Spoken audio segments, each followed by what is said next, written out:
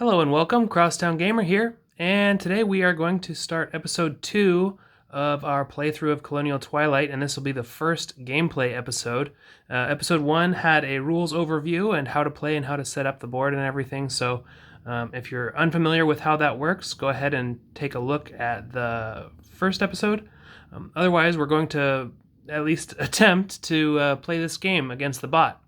So we are going to be the government faction, and we're going to be facing off against the FLN. And so we have it set up for the short scenario as recommended in the rules. This is roughly what it looks like. It's a pretty big board, so I apologize I can't get all of it in the action at once. So hopefully my camera work can be at least adequate for this. And I was reading through, the playbook has a really nice tutorial on how to read the flowchart for this bot, because it is a lot more involved than the bot for any of the other coin games that I've played. So it's definitely going to be a challenge to get through this, but the playbook, as I mentioned just a minute ago, has a really awesome tutorial for how to go through and read this thing. So hopefully we'll be off to a good start. As always, though, if you notice I start to do something wrong, please do comment so that we can correct it going forward and I don't end up, botching this whole playthrough. A couple things to note that's different. I know I said this in the first episode as well, but there are a few things that the bot does differently in this one versus other coin games, the 4-player coin games. Namely that they are beholden to this limited operation square now. Usually in coin games, the bots can do a full operation and special activity every single turn, even if they could only do a limited operation. But in this one, for balance and everything, they are accountable to only do limited ops. Also, the rule about pulling pieces from the map if there's none and available, that the players can all do, the bots can't normally do that, but this bot can. However, it can only pull from areas on the map where guerrillas are active. So when they have their embossed side up, then they can pull from there. Okay, I think that's enough preamble. So let's quick reminder: we do have the Recall de Gaulle in play, and we do have a couple of pivotal events. We have the coup d'etat, and the FLN has the OAS pivotal event available to us. And that being said, let's flip over the first card here. I don't know where I'm going to keep this deck. Maybe down here next to this, so we can see it, or it'll be off to the side here. We'll see. But the first card that gets played is going to be Army in Waiting. Save strength against the day. So it says no effect if Morocco and Tunisia are not yet independent. However, they are independent at this point in time. And so there's the top half, which is usually good for the the government, right? Yeah, the unshaded part's usually good for the government, and then the shaded part's going to usually be good for the FLN. However, there are some exceptions to that. Anyway, this is the first card. We'll see. I don't think the bot usually will prioritize events anyway, so let's see what happens. All right, here we go. Turn 1. Start. I know how to do that. Okay. Is the bot only able to execute a limited operation and their resources are at 0? No, we're at the beginning of the game. They have plenty of resources, 15, and they have a whole host of options. So this is going to be a no. Just checking to see if they need to pass or not. Then, all right, each FLN Algerian base at 1+ population has 2+ underground guerrillas and 1+ at 0 population. Okay, so we need to scan the board for FLN bases in Algeria, not in Tunisia or Morocco, and we need to examine whether they are a 1+ population or a 0 population sector. And if it's a 1+, they need to have 2 or more gorillas there. And if it's a 0 pop, then they need to at least have 1 gorilla there. So we're not looking at Tunisia.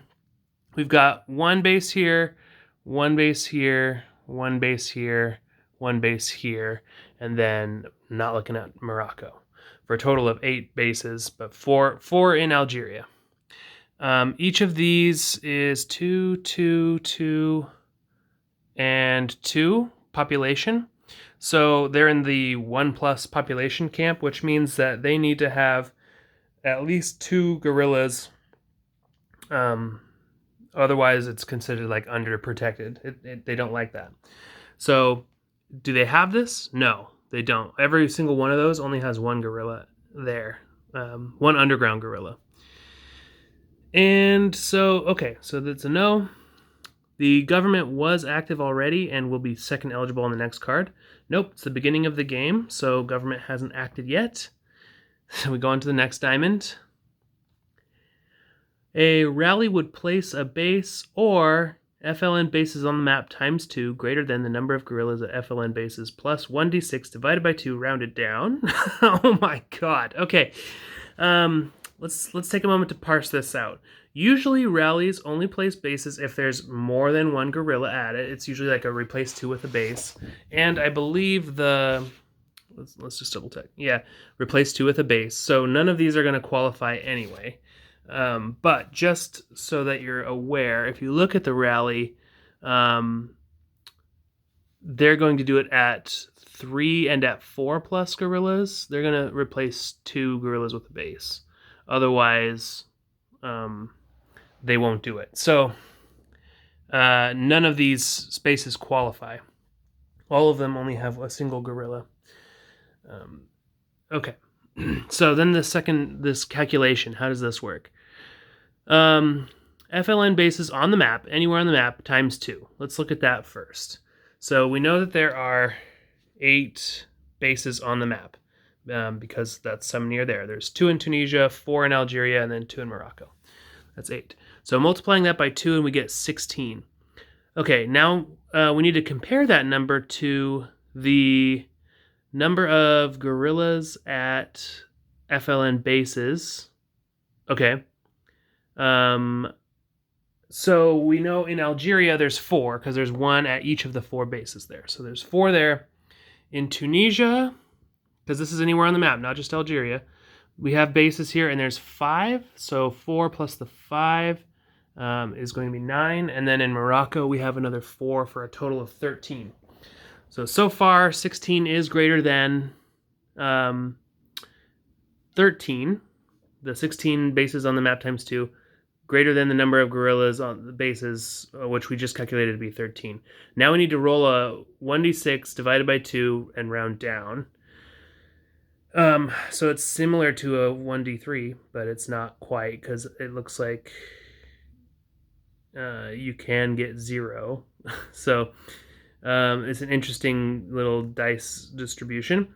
So we'll roll this dice. Okay, on a 0 or a 1, then it's going to be a 0.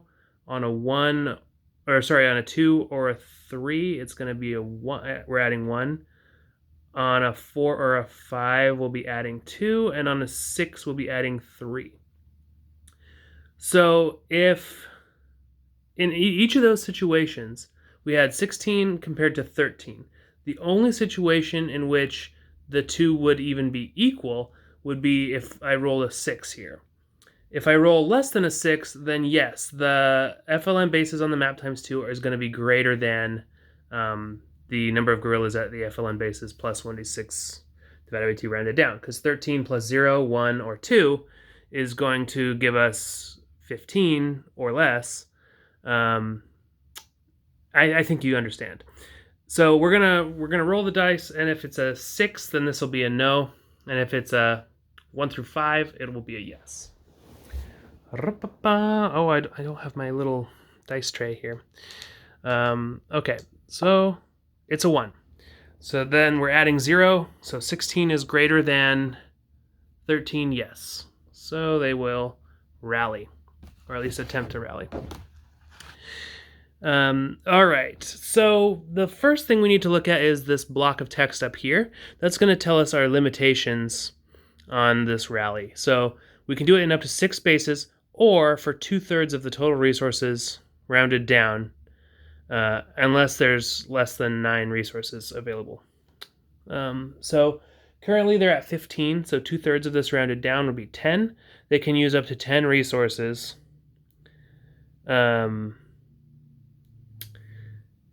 I'm assuming that it's whatever is less, because if each rally consumes 1 resource, then they can do it in up to 6 spaces or for 10 spaces because of the rally. But I'm pretty sure it's whatever's less.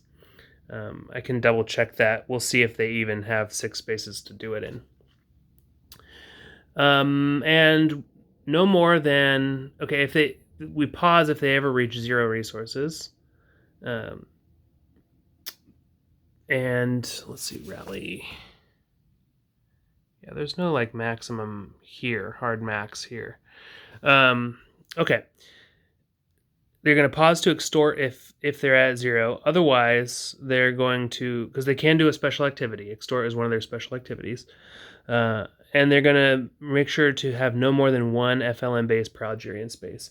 I'm going to spend a lot of time talking about each of these the first time we do them, and then it's going to get less and less. So this sentence is basically saying they don't want to have really juicy spaces for us to take.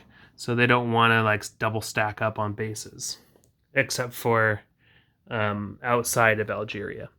That's fine, because we can't really affect that there.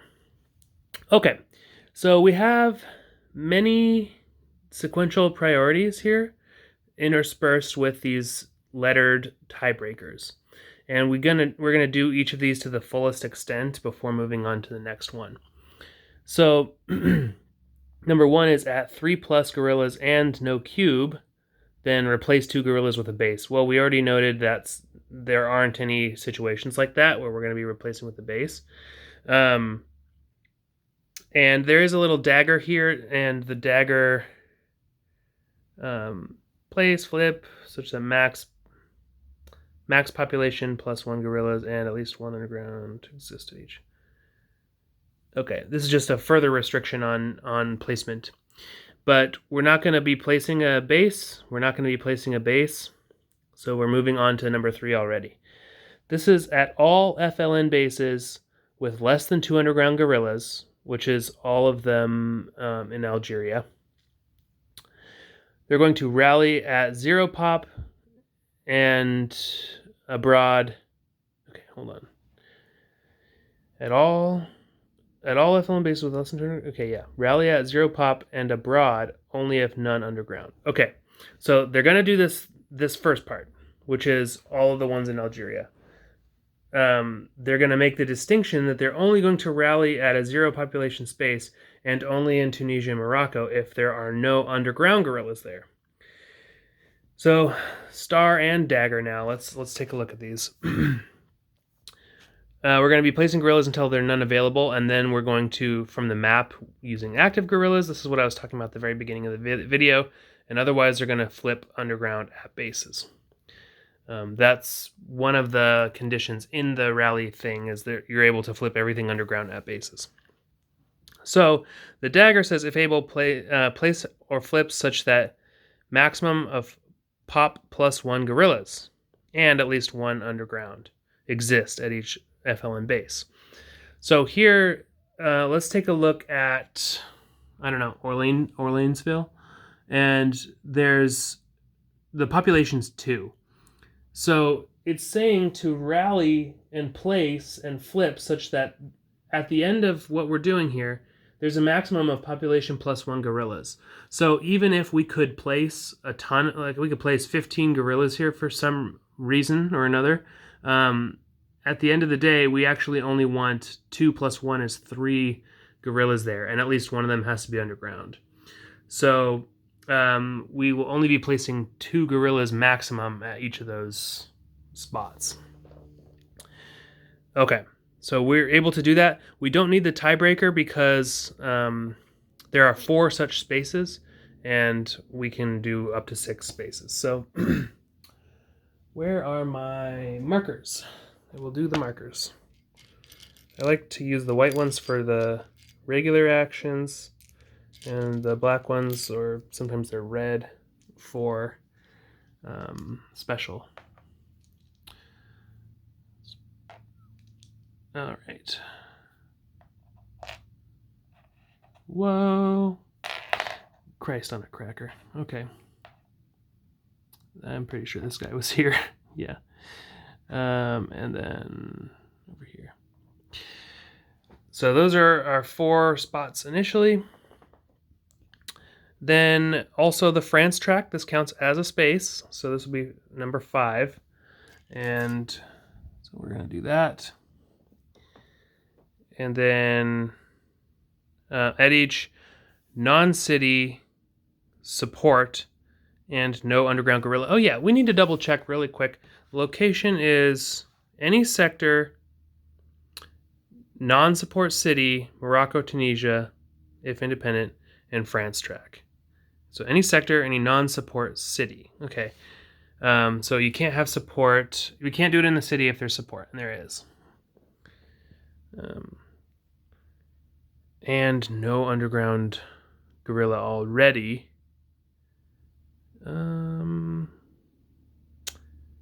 Each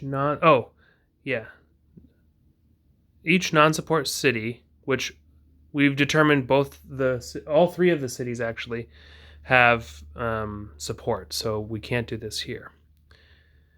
Rally to agitate in a 2+ space if able to.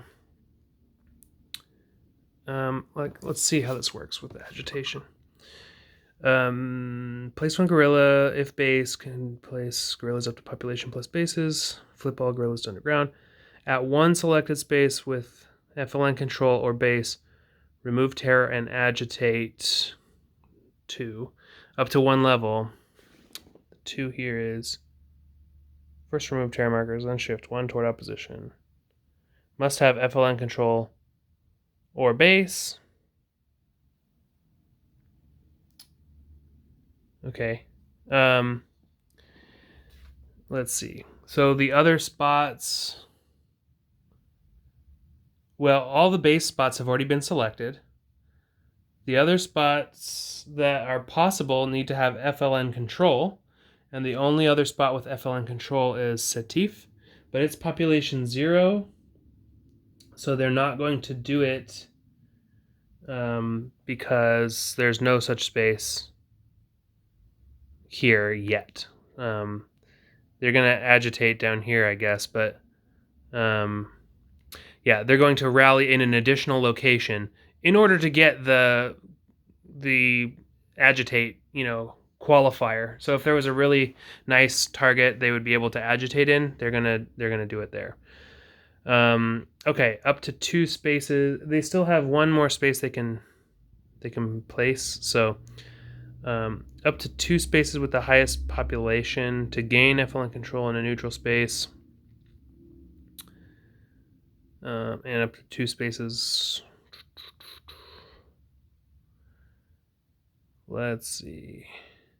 2 spaces with the highest population. And it can be any sector, any non-sports city, and then the France track. I think that's it. And Morocco, Tunisia. So the highest population spaces that are left are going to be like Medea has 2. Mostaganem has 2 as well. Those are 2 spaces. The other ones have 1 population. Oh no, this has 2 as well. Philippeville. So they're going to need to pick one of those. Excuse me for just 1 sec. Oh, one thing we should note is that this is all happening kind of in real time, I guess. or not in real time, but if you think about it, each of these spots is going to get 2 guerrillas because again they want to have a maximum of population plus 1, and they already have 1 in there, and they're all 2 population spots. So that's 2, 4, 6, 8 guerrillas, and there are only 2, 4, 6, 8 guerrillas available. So they can pull from elsewhere on the map, but they can only do so if they have active guerrillas to do them with. At the beginning of the game, all the guerrillas are underground. So they're just going to rally to place all of their guerrillas, which they have enough spaces to do that. And then in the France track as well, because that does not require you to have available forces in the available forces box or anything. So I think actually, rather than continue along, they don't need to rally in up to 2 spaces here, rally in up to 2 spaces here, for example. And then lastly, they are going to agitate. But we don't even need to look at these because we've already placed all the guerrillas that we possibly can. Okay, so we're going to place 2 in each zone. 2, 4, sector is what I mean, that we decided to rally. Oh, let's leave those there for now. And then also in the France track, and the France track, does it say how to do that here? If France track, shift marker 1 box. So they want to shift it toward the box, and the FLN always wants to shift it toward F. So they will shift it toward F as well. They've selected 5 spaces, so that will cost them 5 resources to do. And that was their rally. Oh, no, they still need to agitate. So the agitate... remove terror and agitate up to 1 level. Again, agitation is remove terror markers or markers, or marker or markers, then shift space 1 level toward opposition. Must have FLN controller a base. All the spots have bases right now, so that's good. 1 resource per terror marker removed or level shifted, even if operation was free. Oh, that's interesting. So they want to agitate for the greatest shift. And so the greatest shift means that they want to agitate in a space with the highest population that they're able to, which all of them, it doesn't matter. All of them are eligible. So I believe, let me just double check. I think it's random at this point. There's no priority marker or like no tiebreakers for this. So I think, oh, well, no, this is at opposition, this is at opposition, this is at opposition already, this is at opposition. Ooh, so maybe they do pick a spot? I think like rally to agitate in a 2+ pop space if available with FLN controller or base. Oh, no, we already said, yeah, they can't agitate at this point because we already said the only spot they have FLN control is here, and it's neutral, so there's no, but it's population 0 right now, so they can't agitate here. They need the FLN control or a base. All the bases are currently at opposition already, so there's no reason to agitate. Oh my gosh, this is stressful playing this game. I know I'm going to start making mistakes if I haven't already made some. Once we get a few rounds under our belt, I think this will go a lot smoother. Okay, so they wanted to agitate for the greatest shift. There is no such thing as the greatest shift in this situation. And so that's their rally. Now let's just really quickly adjust control here because we have 1, 2, 3, 4 pieces to 2 in this spot. So the FLN does take control of this sector. Up here, they already have control. And over here, it was government controlled. It was 3 to 2.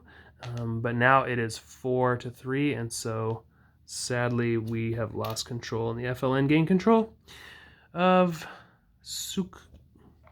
Sukaras. Okay, that was their rally. Now we can take these out.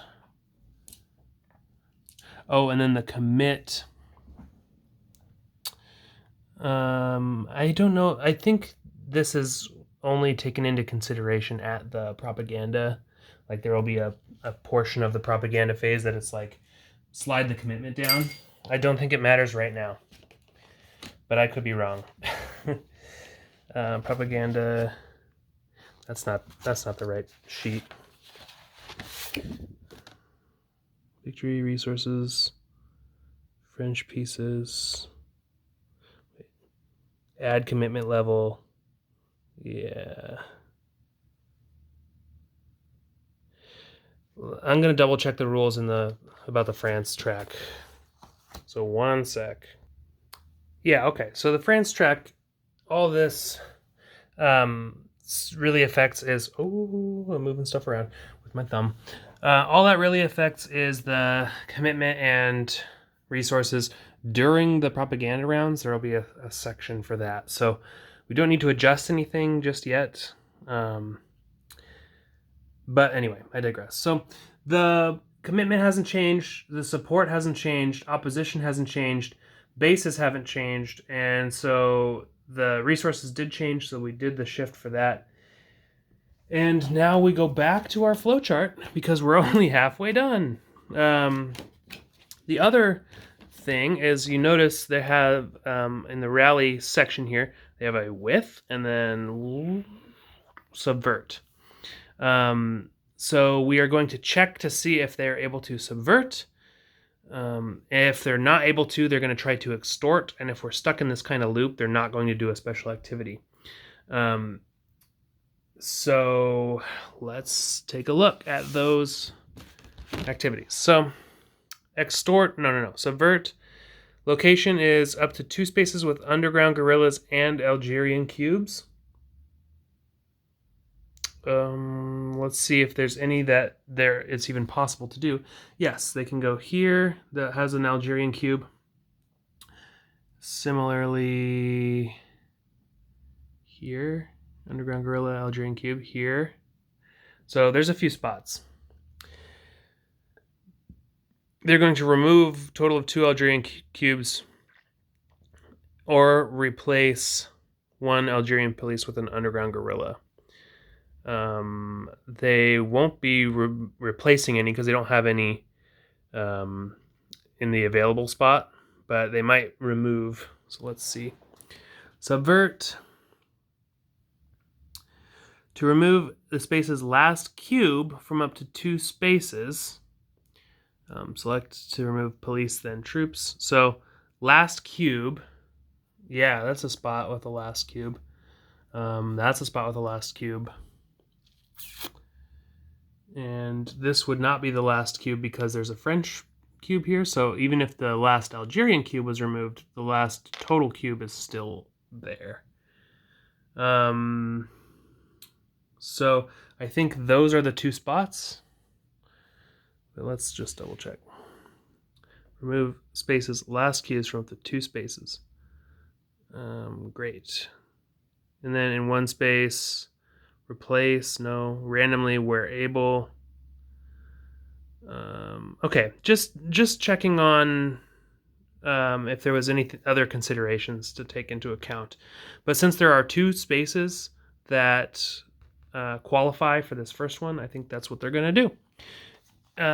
So we're going to subvert. We're just going to remove a total of 2 Algerian cubes from spaces. Oh, isn't that interesting? The way this is worded, it says total of 2 Algerian cubes.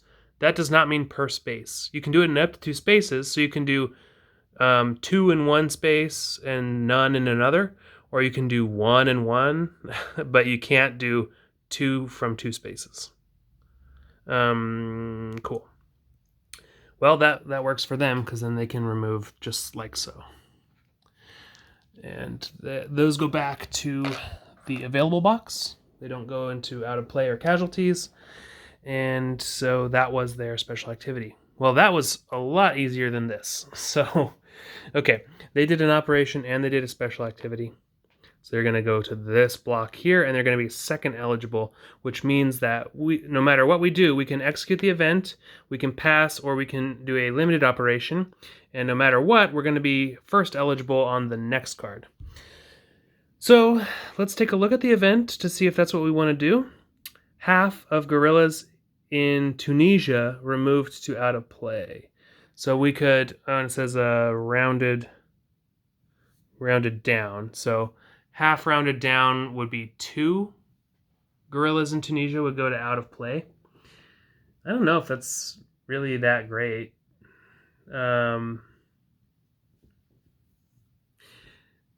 Strategy-wise, I just have no idea. I have literally no idea. Because we're all learning together. Well, at least I'm learning, and if you're an expert, then you're not learning together, I guess, with me, but me and the noobs, we're learning together that are watching. The greenhorns here. And so strategy-wise, I'm just going through the motions, trying to learn how to play the game. Let's take a look at what our available operations are to see if we want to do that instead. So we know at worst we can remove 2 guerrillas to out of play. So they don't go back to available, they straight up go to out of play, which is nice, but I don't know if that's like a huge number or a big deal or anything. So we can also do a limited operation, which means an operation but only in one space.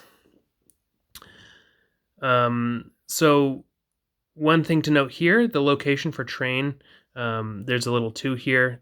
There's all these, city, sector with base, France, or border zone track. But now we can, the Recall de Gaulle is in play, so we can select any 1+ population space with government control, troops, and police. So train, we could add Algerian cubes back. We could kind of undo what that seems terrible. Just because we're placing the 2 that were removed, but then the FLN also got to place a bunch of guys on the map. So I don't think this is great, and we wouldn't get to undo the France track thing as well. We can move some pieces around.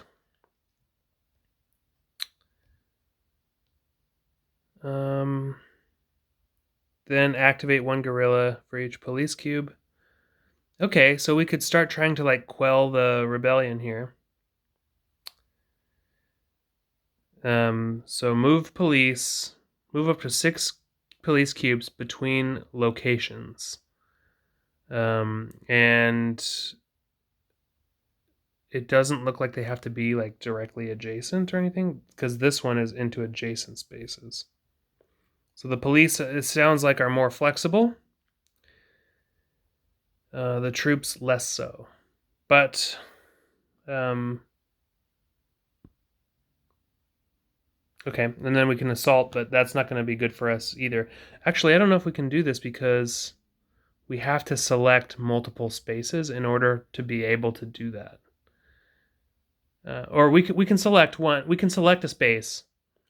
Bam, 1 space. Here we go. This Biskra, and we can activate cubes per police there. However, we cannot choose 2 spaces, move some guys around, and then do it. So we can sweep it, or garrison in place. There's really only 1 police per space and 1 troop per space with guerrillas. So we would be spending our entire turn to just activate 1 guerrilla. Which, if it's the last guerrilla in a space, would be interesting, but it's not. They still are pretty well protected. So maybe the event isn't actually looking that bad after all. Okay, again, we can get our Algerian cubes back in 1 spot, Or we can move the France track or border zone one spot.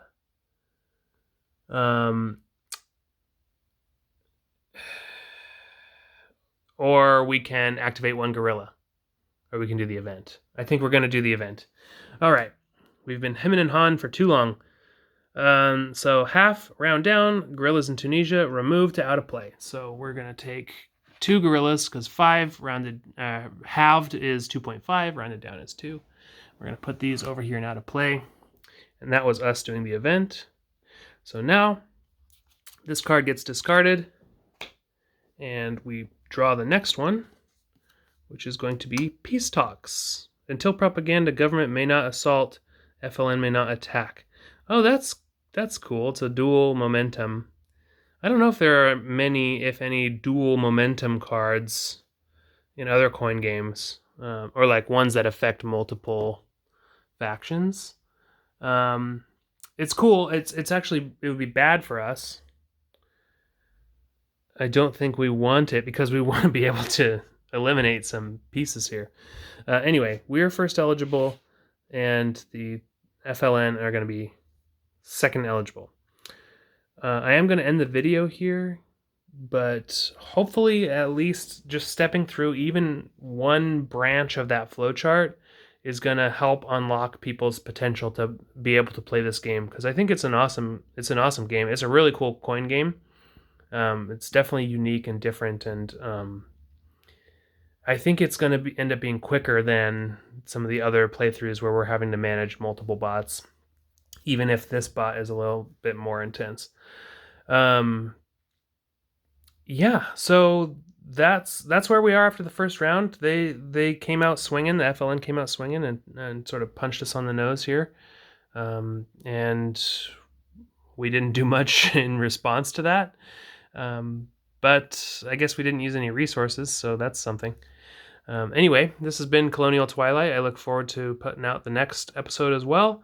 And enjoy. Again, as always, if you see any rules mistakes, let me know.